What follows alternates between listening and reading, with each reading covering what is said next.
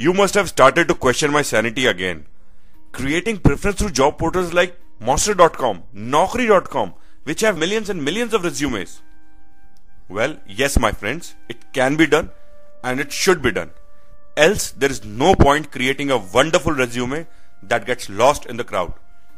But it's not as tough as it may sound, because a portal itself provides you not one, but many ways to highlight yourself amongst the crowd. And the rest of the work is done by your wonderfully and carefully created resume. So it's a joint effort, and neither of you can work alone towards success. Let's analyze the sections a job portal has and the ways to effectively use job portals like Monster.com. A job portal registration form has following segments: objective, keywords, years of experience, current salary and expected salary, current and preferred location, education and experience details, contact details, upload resume, other personal details such as date of birth, and choice of field of expertise and industry. Now remember one thing very carefully. A hiring manager or a recruitment consultant has a tendency to create a new search every time a vacancy comes up. So if you make a mistake or omit a detail and they reject your CV once, the decision is repeated every time the search is generated. A similar form is opened for hiring manager as well to create a search based on their selected parameters. The process flow is in the given picture. It starts with searching the resumes, go on to downloading only those which completely match the criteria, finally selecting the ones with the best resumes. So accordingly we must create our strategy. Now I don't really need to mention that you must fill in each and every personal and professional detail accurately. However, there are certain sections which need to be dealt with special focus, because they are the ones which decide either the visibility of your resume or selection. So let's focus on those ones first. Keywords. I call it the most important yet most neglected by candidates section. Now ever wondered how an employer searches the resume? It's the keywords. They put in the keywords they are looking for to make their search specific, and if your selection of keywords doesn't match up, no matter how deserving a candidate you are, you would miss the opportunity because you simply don't exist for them. For example, what keywords an employer would use to search for a supply chain or procurement candidate?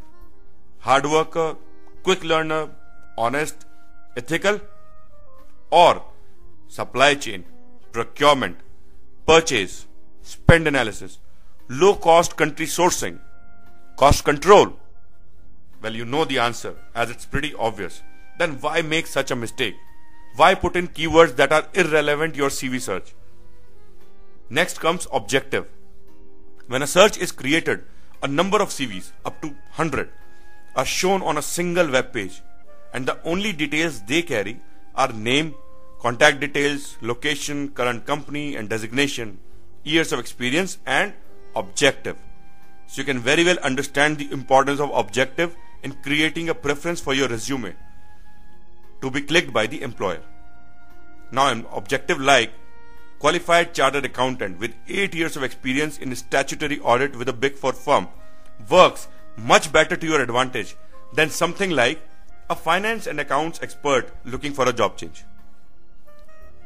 Next comes preferred location. Never ever mention a preferred location. In current business scenarios, mobility is something which every employer demands. Either you are stationed at your preferred location or not.